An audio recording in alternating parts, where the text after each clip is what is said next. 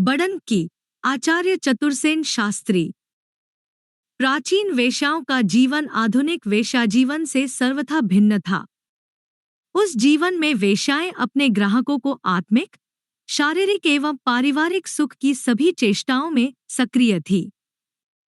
स्वार्थांधता की दुष्ट प्रकृति से वे दूर ही। उनकी सत्प्रवृत्तियां अपने प्रेमियों के लिए उन्मुख रहती थी। बड़न की एक ऐसा ही चरित्र है। यह कहानी 1928 में लिखी गई थी और इसके प्रकाशित होने पर लेखक के पास जिज्ञासु पत्रों का तांता लग गया था। अजमेर तो बहुतों ने देखा होगा, उसके जैसी ऊबड़-खाबड़ गंदी गलियां और सड़कें और किस शहर को नसीब है। वैसे मैले तोंदल, थल-थल, हलवाई मिट्टी के रंग की धोती कमर में बांधे, लोहे के थालों में तेल और गुड़ की मिठाइयाँ, भुंजे सेव लिए किस तरह चुंधी आंखों से ग्राहक के ऊपर शुभ दृष्टि डालते हैं, इसे बताकर कैसे कहा जाए। अजी वैसी कुंजड़ने धरती के छोर पर कहीं मिल जाएं, तो नाम मदारगेट के शैतान की प्रांत की तरह ऊंची नीची और रेखागणित की तमाम शक्लों की मुरक्का बंचली को पार करते ही फिर कुंजड़न ही कुंजड़न है। सभी नमूनों की देख लीजिए। नवेलियां महीन झिलमिल चुंघट से और प्रौढ़ाएं कटाक्ष की खुली दुधारी तलवार से एवं वृद्धाएं अधनंगे सिर, हाथ भर लंबी जुबान से जिस खुशी से सौदा पटाती हैं और उनके मर्दुए जिस संतोष से इस सौदे को नयन भरकर देखते हुए मीठी तमाखू का दम पर दम चुपचाप लगाया करते हैं, इसे जिसने न देखा उसकी आंखें चाहे जैसे बढ़िया चश्मे से ढकी रहें, व्यर्थ हैं। इन कुंजड़ों की उर्दू मारवाड़ी मिश्रित तीखी मीठी बोली, ठठोली, कलेजे के आर पार जाने वाले व्यंग्यबाण झेलने की अपेक्षा लोग 4 पैसे झाड़ देने में जो स्वाद पाते हैं, उसे अजमेर के भाग्यवान ही जान सकते हैं। इतना होने पर भी आज अजमेर में कुछ तत्व नहीं है। सेठों के नयनीय बंगलों ने शून्य पहाड़ी टेकरियों को एक शोभा जरूर प्रदान की है।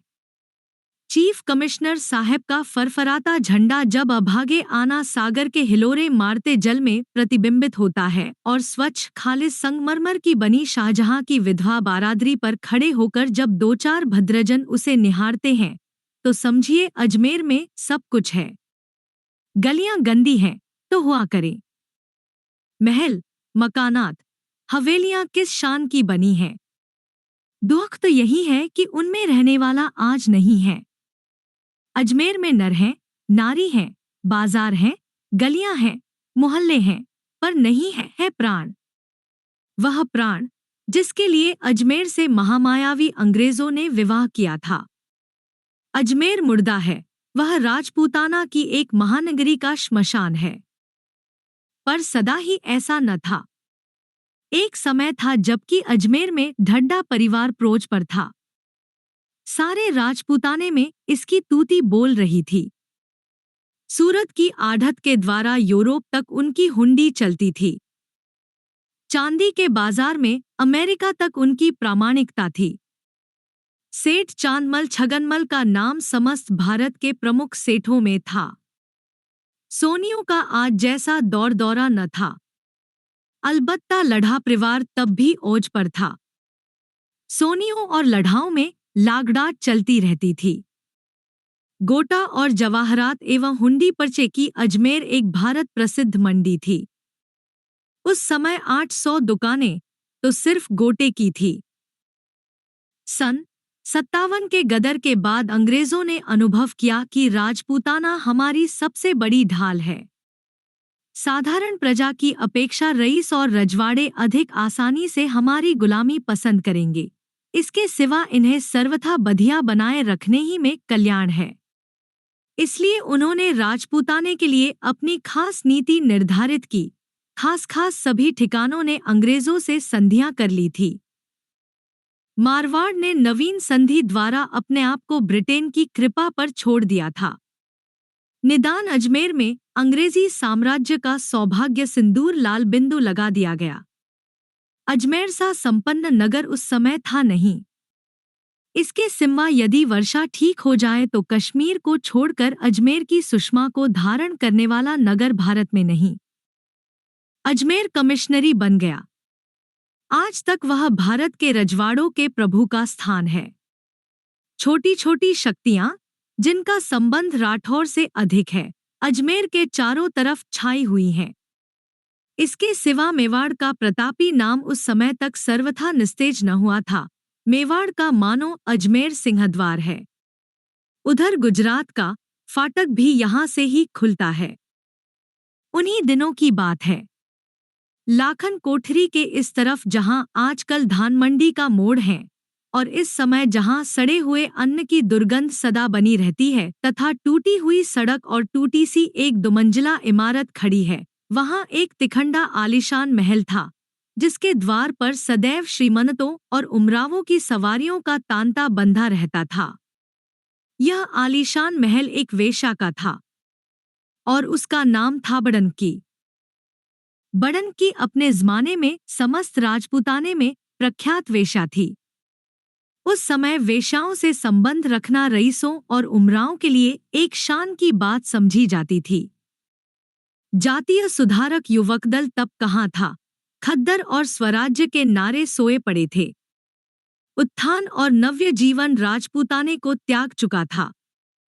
तब थी एक मूर्छा की बदमस्ती, उसमें समस्त मारवाड़ सो रहा था और प्रतापी ब्रिटेन का यूनियन जैक हवा में लहराकर उस बदमस्त सोते हुए मारवाड़ रसिया को ठंडे थपेड़ों से सुला रहा था।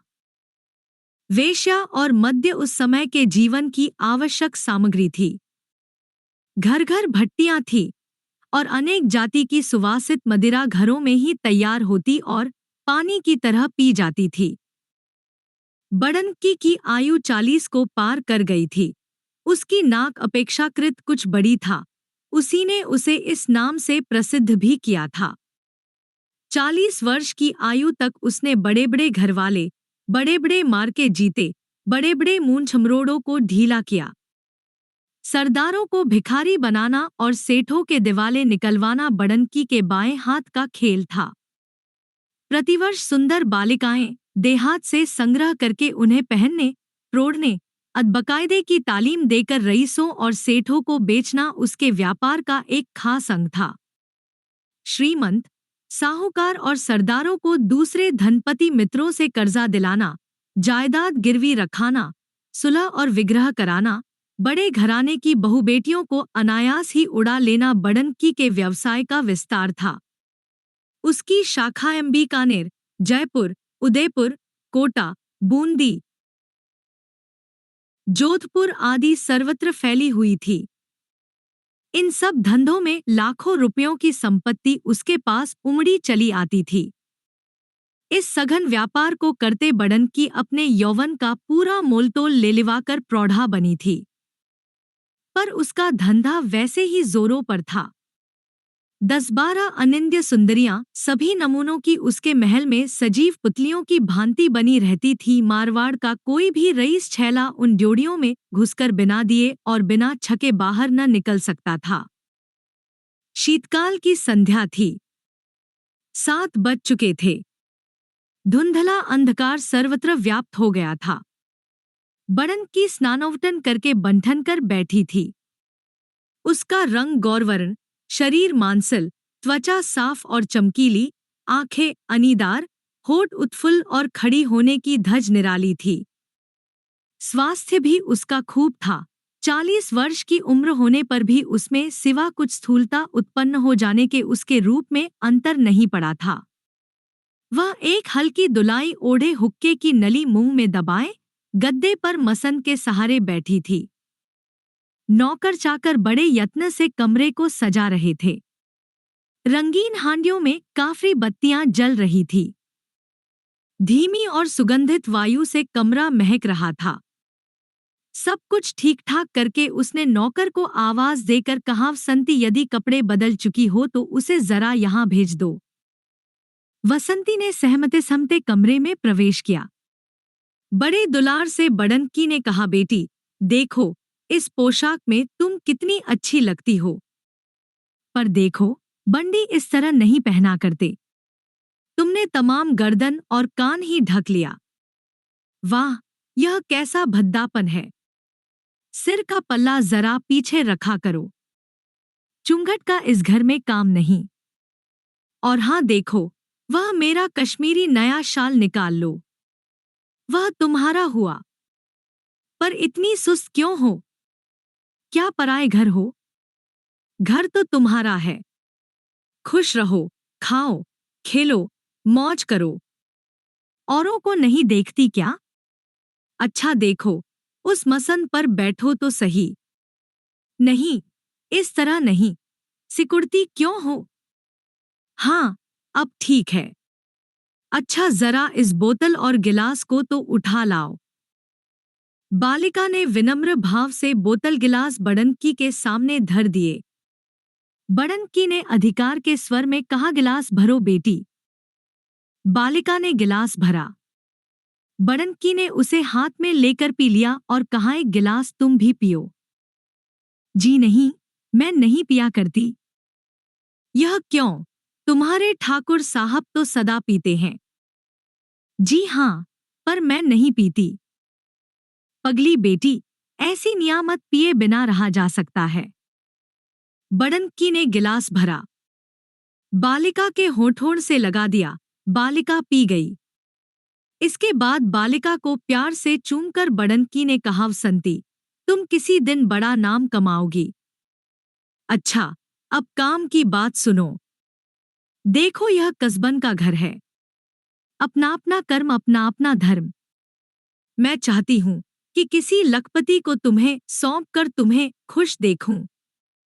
अभी जो सरदार आने वाले हैं, अजमेर तो क्या, मारवाड़ में उनके साथ सुंदर जवान नहीं है। कैसे वाके जवान है कि वाह। उम्र भी 20-21 के इतनी ही है।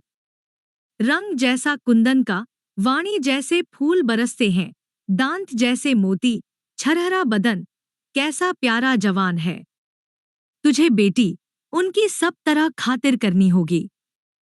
लजाने शर्माने से काम नहीं चलेगा, समझी? अच्छा, ऊपर जाकर जरा देख पाओ, नाश्ता और खाने पीने का सब सामान तैयार है ना?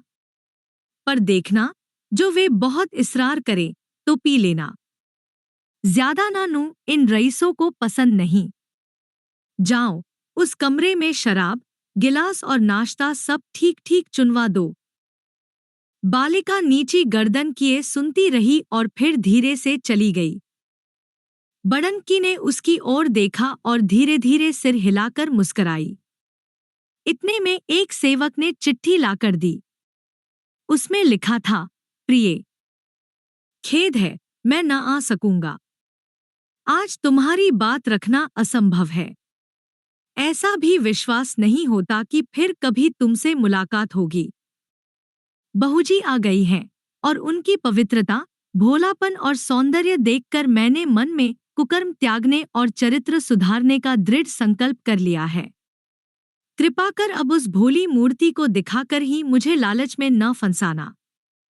मैं तुम्हारा प्रतिपालन वैसे ही करता रहूंगा। पर देखना, ऐसा काम कोई न करना कि मेरा नाम तुम्हारे घर के साथ लिया जा सके। यह स्वप्न में भी न सोचना कि मैं तुमसे नाराज हूं। तुम्हारे द्वारा जीवन में जो सुख मिला है, वह जीवन में कभी भूलने की वस्तु नहीं। अब से हम दोनों विशुद्ध मित्र रहे। प्रिय, विदा। पत्र बड़नकी के हाथ से गिर गया। उसने पत्र से ज्यों ही दृष्टि उठाई, दासी ने सेठ को सम्मुख ला खड़ा किया। बड़नकी हड़बड़ाकर उठ बैठी और बोली, ओफ, आज इतने दिन बाद अचानक पधारे, हमारे अहोभाग्य। मैं तो समझी हुजूर ने मुझे भुला दिया। कमला ने कितनी बार याद किया। मैंने कहा, बेटी सब्र कर। रईस कब किसके होते हैं? यहाँ तो एक पाते और एक जाते हैं। पर सुनती ही नहीं, तभी से उदास रहती है। मैंने सोचा कि आपको लिखूं, पर कुछ सोचकर रह गई। हाँ, यह तो कहिए, हुजूर का मिजाज तो अच्छा है? बहुत अच्छा हूँ। मैं जोधपुर चला गया था। एक गंभीर मामला हो रहा है। अब तुमसे तो कुछ छिपा नहीं है। खानदान को तुम जानती ही हो। अब या तो अजमेर में वे नहीं या मैं नहीं। मैंने वह हाथ धरा है कि कल 10 बजे दुनिया जानेगी कि सेठ का टाट उलट गया। बड़नकी ने पास खसक कर कहा, आखिर तुमने ऐसी कारस्तानी क्यों की है? कुछ सुनूं भी? मुझसे क्या छिपा रहे हो? सभी धंधे तो मेरी मार्फत होते हैं, पर यह धंधा कुछ और ही है। धीरे से, कल 50 लाख की हुंडियों का भुगतान सेठ जी को करना पड़ेगा। मुस्कराकर, हुंडियां ये जेब में पड़ी हैं, वहां रुपया है नहीं। मैं जोधपुर, बीकानेर, जयपुर सभी जगह से उनकी हुंडियां खरीद लाया हूं। बड़नकी ने मन का भाव दबाकर कहा, जब करोगे? खैर, तो यह कहिए कि सैकड़ों वर्ष के पुराने घराने को बर्बाद कर देंगे? आपने बड़ा भारी परिश्रम किया। क्या पूछती हो? कई महीने दौड़ धूप करनी पड़ी है। नहीं तो क्या मैं बिना आपके और कमला के रह सकता था? हाँ, कमला कहाँ है? 8 दिन के लिए जयपुर भेज दिया है। बड़ी उदास रहने लगी थी। वाह, यह तो बुरी सुनाई। क्यों कमला न सही, मैं तो हाजिर हूं। आप अपनी जगह और कमला कमला की जगह है। मेरे पास एक ही कमला नहीं है।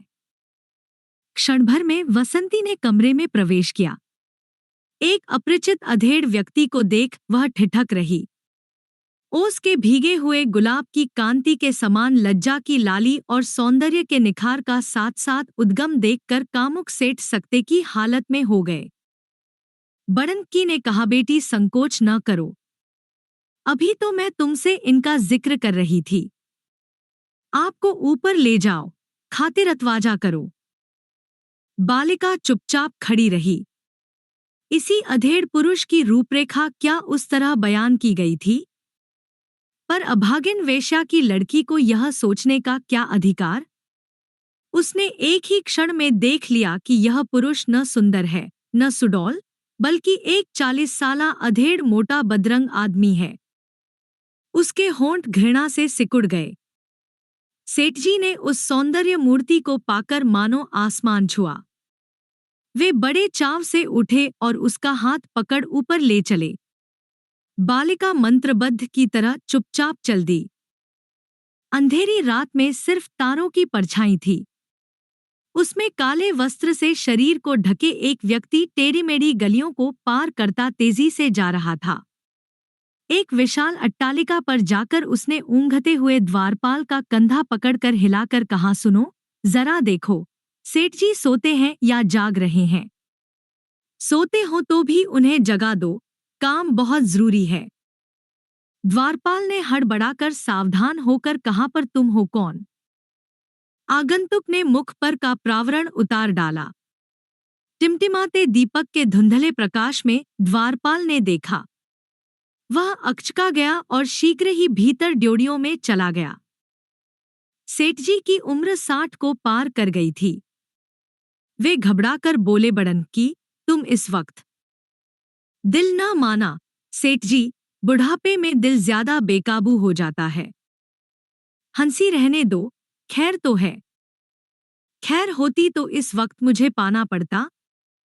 बात क्या है, सो तो कहो। घर में रुपया कितना है? तुम्हें कितना चाहिए? 50 लाख नकद। 50 लाख और इस वक्त? पागल हो गई हो क्या?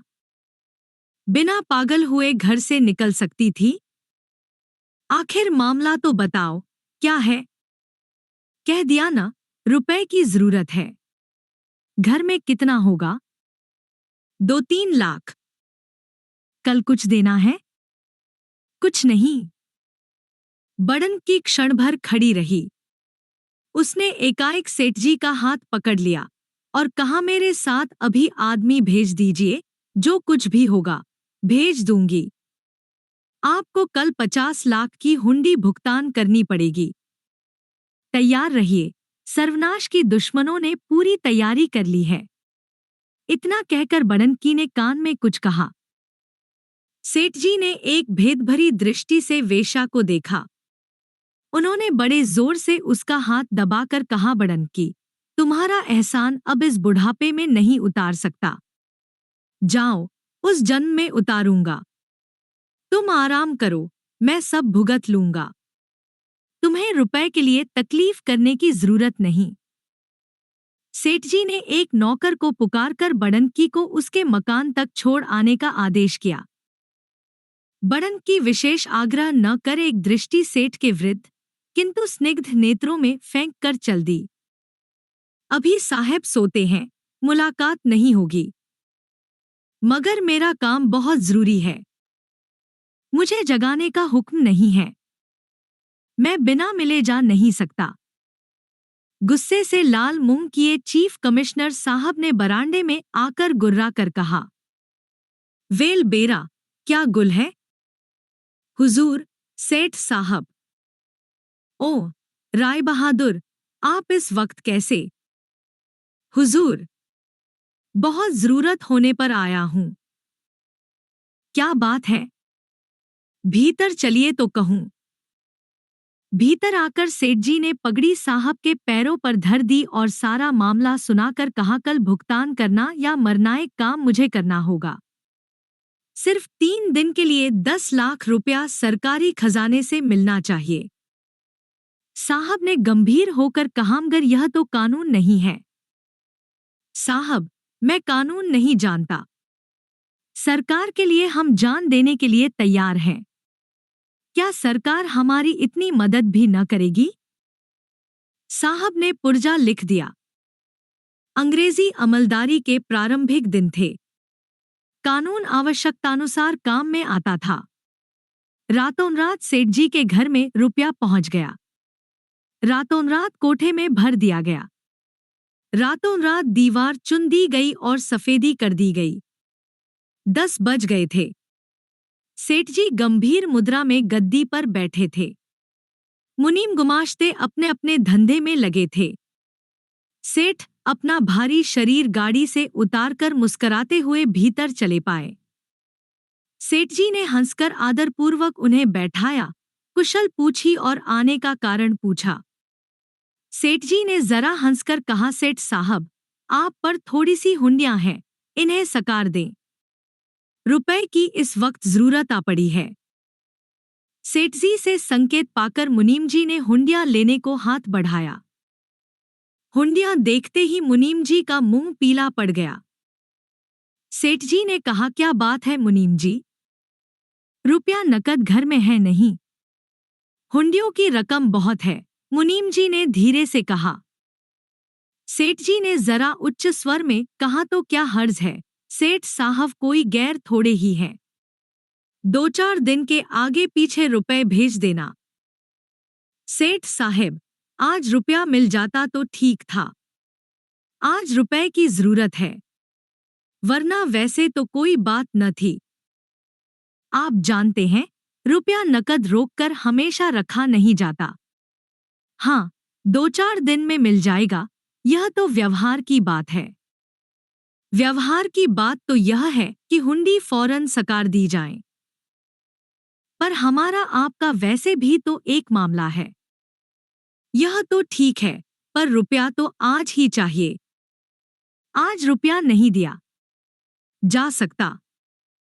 रुपया आज ही मिलना चाहिए। आज रुपया नहीं मिलेगा, तब हुंडियां नहीं सकारी जाएंगी। क्यों नहीं? तब रुपया अभी दीजिए। अभी? जी हाँ, अभी। 2-4 दिन भी न ठहरेंगे? 2-4 मिनट भी नहीं। सेठ जी हंस दिए। मुनीम जी का मुंह फीका हो रहा था। वे थर-थर कांप रहे थे। सेठ जी की हंसी का रहस्य नहीं समझे। मुंह ताकने लगे। सेठ जी ने कहा, मुनीम जी, बेलदारों को तो बुलायो। बेलदारों के आने पर सेठ जी ने हुक्म दिया, इस दीवार को तोड़ तो दो। दीवार पर घन पड़ने लगे। ईंटों के गिरते ही छनाछन रुपयों का ढेरा पड़ा। लोग हैरान थे।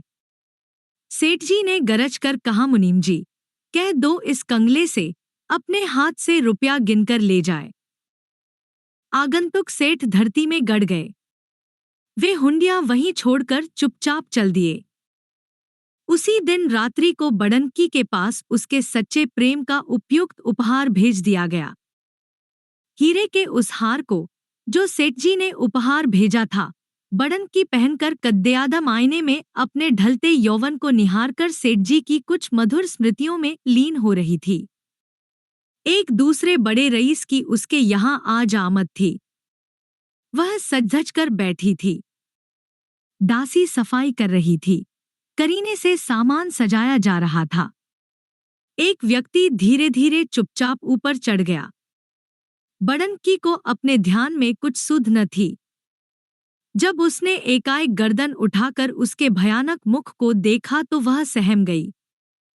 आगंतुक ने कहा, भी साहबा, घबराओ नहीं, उम्मीद है मुझे पहचान गई होंगी। नजफ खां पठान हूं। यहाँ के अमीरों से मैं खिदमत ले चुका हूँ। अब उन्हें सताना नहीं चाहता। अब मैं आपकी खिदमत में आया हूँ। 10,000 रुपयों की सख्त जरूरत है। कल रात को 8 बजे लूनिया मसाना वाले पीपल के नीचे दक्षिण की तरफ गड़ा हुआ मिले, वरना खैर न होगी। अच्छी तरह समझ लो, लूनिया मसाना के पीपल के नीचे दक्षिण की तरफ रात को 8 बजे तक समझी। मैं तुम्हें हरगिज तकलीफ न देता, पर क्या करूं, बात ही ऐसी आ पड़ी है। अब ज्यादा बातचीत की फुर्सत नहीं, मैं जा रहा हूं। यह कहकर वह बिना उत्तर पाए ही गदगद करके जीने से उतर गया। बड़नकी सहमी रह गई। नजफ खां पठान कौन था? वास्तव में यह कोई न जानता था, पर उसकी धाक बड़ी थी। छोटे छोटे सभी अमीर उसका लोहा मानते थे। वह बहुत डाके वगैरह न डालता था और न चोरी करता था। जब उसे जरूरत पड़ती, वह किसी अमीर से कहता, देखो जी, 10 या 5,000 रुपए उस दरख्त के नीचे गाड़ आना, अमुक समय तक। यदि वहां रुपए न हुए तो याद रखो, जहन्नुम रसीद कर दिए जाओगे। अगर ठीक समय पर वहां रुपया गड़ा मिल गया तो ठीक, वरना अगले ही दिन वह रईस सचमुच जहन्नुम रसीद कर दिया जाता था।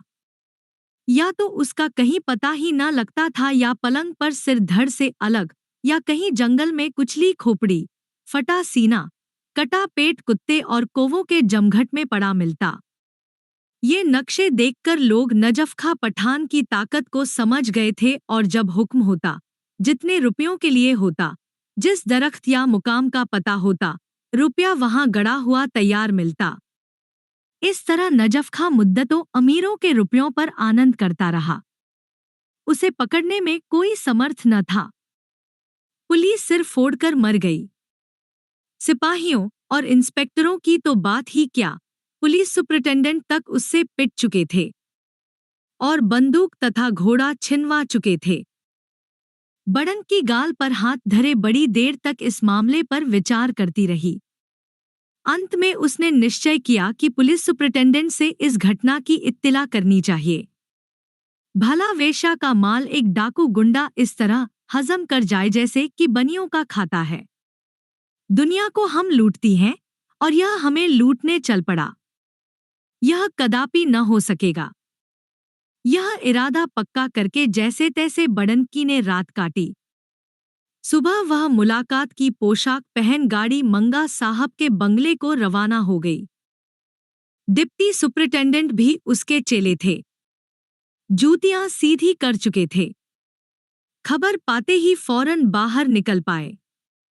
मुलाकात के कमरे में ले गए और खैरियत पूछने लगे।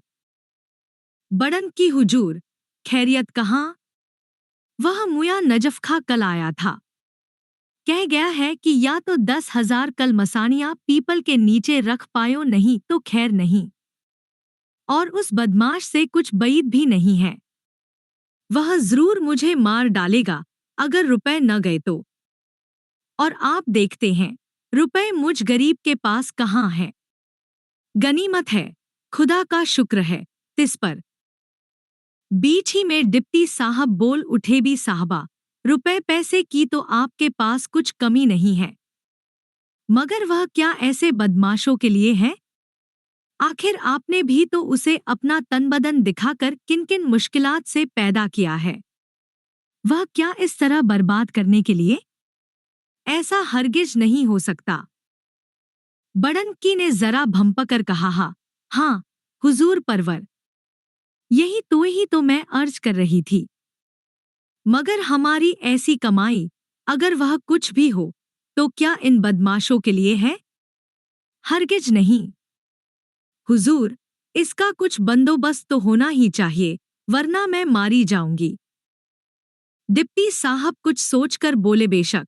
अच्छा, आप मेरे साथ सुपरिटेंडेंट साहब के बंगले पर चलिए। उनकी जैसी राय होगी, वैसा बंदोबस्त कर दिया जाएगा। वह बदमाश मुद्दत से पुलिस को झांसा दे रहा है। अच्छी बात है, देखा जाएगा। चलिए, आपकी गाड़ी तो बाहर है ना? डिप्टी साहब कोटपैट से लैस होकर और हैट सिर पर रखकर सुपरिटेंडेंट साहब के बंगले की तरफ चले। चपरासी ने फौरन खबर दी और साहब ने डिप्टी साहब को भीतर बुला लिया। साहबालो मिस्टर सिन्हा, आज क्या खबर है? डिप्टी हुजूर, और तो सब ठीक है, मगर आज वह मशहूर बदमाश नजफ खां फंसने वाला है। साहब, अच्छा, वह कैसे फंसाया जाएगा? क्या तरकीब सोची है आपने? डिप्टी साहब ने बड़नकी का सब किस्सा सुनाकर कहा, हुजूर, वह वेश्या भी गाड़ी में है, उसके मुंह से सब दास्तान सुन लीजिए। साहबहा, अच्छा, उसे बुला लो। बड़नकी ने भीतर प्रवेश करके साहब को फर्शी सलाम झुकाया। साहब, नीचे से ऊपर तक देखकर, तुम्हारा ही नाम बड़नकी है। बड़नकी हुजूर, गरीब परवर, इसी नाचीज को बड़नकी कहते हैं। क्या तुम्हारे यहाँ वह बदमाश डाकू कल आया था? जी हाँ हुजूर। क्या मांगता था? हुजूर, 10,000 रुपए लूनिया मसाना के पीपल के नीचे आज रात को 8 बजे तक दबा देने के लिए कह गया है। अगर उस वक्त तक वे रुपए वहां नहीं पहुंचे तो वह जरूर मेरा खून कर देगा। कल ही मेरे मकान में घुस जाएगा, जिंदा न छोड़ेगा। हाँ, ऐसा? बड़नकी, हाँ हुजूर, गरीब परवर। साहब, अच्छा, डरने की कोई बात नहीं। वेल डिप्टी साहब, अभी पुलिस का पूरा दस्ता इसके मकान पर चुपचाप लगा दो और मैं कमांडिंग ऑफिसर अजमेर और A0G0G0 को लिखकर कुछ फौजी सिपाही भिजवाए देता हूँ। 500 की जमात काफी होगी, क्यों? डिप्टी, बेशक हुजूर, 500 काफी है। मैं सब ठीक कर लूंगा। साहबमगर देखो, मकान पर घेरा उस वक्त डाला जाए जबकि वह मकान में घुस जाए। डिप्टी, जो हुक्म साहब। वेल डिप्टी साहब, सलाम। झड्डों के घर में आज बहार थी। कंवर साहब की सगाई चढ़ रही थी। हाथी, घोड़े, रथ, मझोलियों का तांता लग रहा था, शहनाई बज रही थी। बड़नकी की तबीयत ठीक न थी, उसने बहुत बहुत माफी मांगी थी, मगर उसकी अप्सरा वसंती महफिल में दिप रही थी। हीरों और मोतियों से खचाखच पेशबाज पहनकर वह अतुलनीय सुंदरी दिख रही थी, फिर भी वेश्या की दृष्टि अभी उसमें नहीं पैदा हुई थी। वह इतनी भीड़ में संकोच के मारे मरी जा रही थी। कुछ गाने के बाद ज्यों ही वह बैठने लगी, एक नौकर ने उसके कान में कुछ कहा। वसंती वहां से दूसरे कमरे में चली गई। कमरे में एक सुंदर युवक अकेला बैठा था। उसने दौड़कर वसंती का आलिंगन किया। उसने गदगद कंठ से कहा, वसंती, मैं नहीं जानता तुम्हें मेरा यह व्यवहार पसंद होगा या नहीं। सुना है, वेश्याओं को धन पाकर अपना शरीर चाहे भी जिसे अर्पण करने में जरा भी संकोच नहीं होता, पर उस तरह नहीं।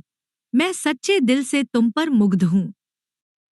अगर मेरा वश होता तो मैं तुमसे ब्याह करता, पर क्या परमेश्वर के सम्मुख तुम मुझे पति समझ सकती हो?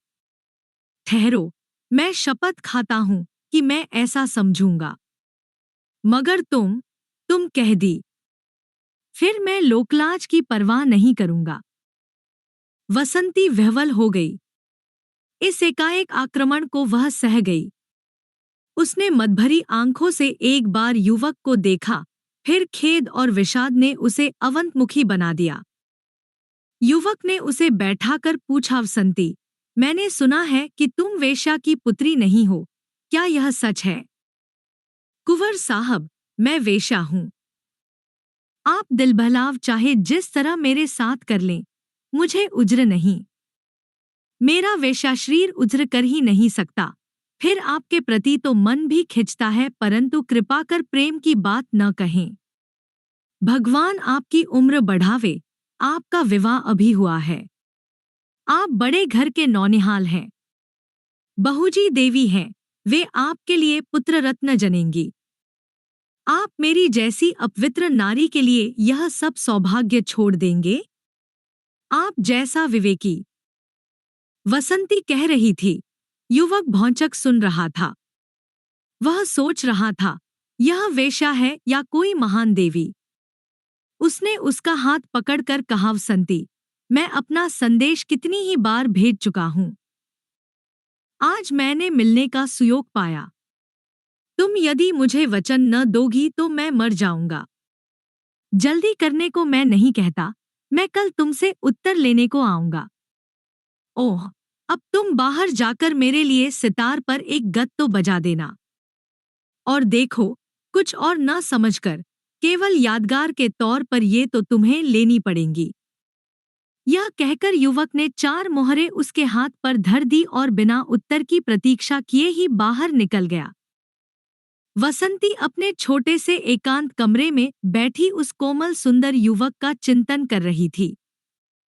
कैसी सुंदर दंत पंक्ति, कैसा गौर वर्ण, कैसी स्वच्छ आंखें। हे परमेश्वर, इस पापी जीवन में यह रस देना भी तेरा काम है। क्या सचमुच वे आएंगे? उनकी विवाहिता पत्नी क्या उन्हें आने देगी? हाय रियधम नारी जाति, क्या मैं पत्नी शब्द की अधिकारिणी बन सकती हूँ? परंतु जाति, लोकमत और धर्म बंधन की अटूट दीवारें कैसे सामने खड़ी हैं। खैर जाने दो। मैं अधम वेश्या होकर भी यदि समाज के सामने न सही, परमेश्वर के सामने उनकी पत्नी हो सकूं, वे मुझे प्यार कर सकें, अपना सकें, कभी न त्यागें, तो बहुत है, मेरे लिए बहुत है। इतना कहकर उसने वक्षस्थल पर यत्न से छिपाई हुई वे 4 मोहरें निकालकर हाथ में ली। उन्हें बार बार चूमा और फिर वह उनको छिपाने के यत्न में एक बार कमरे के चारों ओर देख गई। उसने उन्हें पलंग के चारों पायों के नीचे छिपा दिया। अभी वह यह सब काम करके निश्चिंत भी न हुई थी कि सीढ़ियों पर पदध्वनि सुनकर चौंकी। उसके रक्त की एक एक बूंद नाचने लगी। वह मन ही मन बोली, अभी से आ गए? अभी तो आधे घंटे का समय हुआ है। क्या उन्हें भी मेरे समान चैन नहीं पड़ता? ओह! वह आनंद से विह्वल हो गई। परंतु यह क्या? उसने दृष्टि उठाकर अंदर प्रवेश करते हुए आगंतुक को देखा। एक भीमकाय, बलिष्ठ अधेड़ पुरुष सामने खड़ा है। खून के समान नेत्र जल रहे हैं। घनी काली दाढ़ी के भीतर कुटिल प्रोष्ठ स्तब्ध दांतों से चिपक रहे हैं। भय से वसंती की चीख निकल गई। वह उठ खड़ी हुई और दीवार से चिपक गई। आगंतुक ने आगे बढ़कर कहा, डरो मत, मैं तुमसे प्रेम करने आया हूं, तकलीफ देने नहीं। बैठ जाओ, शराब की बोतल और गिलास आ रहे होंगे, मैं नीचे तुम्हारी लायक अम्मा से कह आया हूं। वह सितार उठा लो, एकाध गत बजाओ, एकाध चीज इस सुरीले गले से गाओ। मैं कुछ देर यहाँ तफरीह करूंगा, क्योंकि आज मेरी तबीयत नासान है। तुम्हारी अम्माजान ने मेरे साथ सलूक तो बुरा किया है, मगर उसका बदला उसी को दिया जाएगा, तुमको नहीं। तुम्हारा जैसा सलूक मेरे साथ होगा, वैसा मेरा तुम्हारे साथ होगा। उसे भी मैं माफ कर दूंगा, क्योंकि उसने आध घंटे में वादा पूरा करने को कहा है। आध घंटा मैं तुम्हारी सोहबत में सर्फ करूंगा। तुम्हारे गाने बजाने और रूप की तारीफ वह साला बनिए का बच्चा करता था जिसे मैंने कल हलाल कर दिया है। देखता हूँ, देखने में बुरी नहीं हो। इतना कहकर वह दुर्दांत डाकू एकाकी वसंती के सिर पर आ खड़ा हुआ और उसकी कमर में हाथ डालकर उसे अधर उठा लिया। इसके बाद धीरे से फर्श पर रखकर खिलखिलाकर कहने लगा, खुदा की कसम, तुम फूल के बराबर हल्की हो, नाजुकी तुम पर खत्म है। ओह, तुम वाकई एक प्यारी चीज हो। लो यह कबूल फरमानो। इतना कहकर उसने जेब से मुट्ठी भर अशर्फियां उसके ऊपर उड़ेल दी। वसंती को होश न था, मानो किसी विषधर काल सर्प ने उसे जकड़ लिया हो। वह बेंत की तरह कांपने लगी। उसके होंठ नीले पड़ गए। उसने अशर्फिया छुई भी नहीं, वह कुछ बोली भी नहीं। डाकू बैठ गया और घूर घूर कर उसे देखने लगा। वसंती का भय कुछ कम हुआ। वह साहस बटोरकर बोली, मेरी तबीयत इस वक्त खराब हो गई है, अगर आप मुझे माफ कर दे तो बड़ा एहसान हो। वैसे मैं भी इस वक्त हुजूर की खिदमत के लायक नहीं। बेवकूफ, तू सिर्फ मुझसे डर गई है, मगर मैं तो पहले ही कह चुका हूं कि तेरे साथ कोई बुरा सलूक नहीं किया जाएगा। तुम्हारा फर्ज है तुम मुझे खुश करो। तुम्हारा नजराना मैं पहले ही दे चुका हूं। तुम रंडी हो या और कुछ, समझ लो, मैं ज्यादा लल्लो चप्पो नहीं पसंद करता। या तो गाओ, वरना मैं तुम्हारे टुकड़े कर दूंगा। यह कहकर उसने तलवार म्यान से खींच ली। वसंती पीली पड़ गई। उसके मुंह से बात न निकली। वह सकते की हालत में डाकू का मुंह देखती रही।